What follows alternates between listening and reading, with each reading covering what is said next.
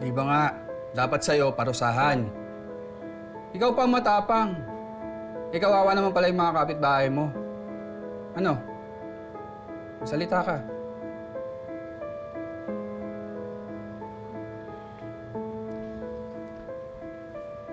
So, Kap, sa lagay na yan, dapat ba matakot na ako? Eh, kasi naman, hindi ko naman kasalanan kung busy akong magbenta ng ice candy, di ba? Tapos, kulang yung binibigay mo sa aking pera. Teka, kailan ba darating yung budget ng barangay? Diyos ko naman, gipit na ako eh. Parating na. Akong bahala sa'yo. Ikaw talaga, wala kang sira. Basta ha, proteksyonan mo lang ako.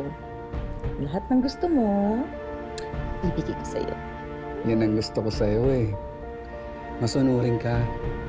Para kang aso. Ganon. Kaya pala walang action to sa mga reklamo namin. Shota, parang Sheila. Naku! Sagot sa akin.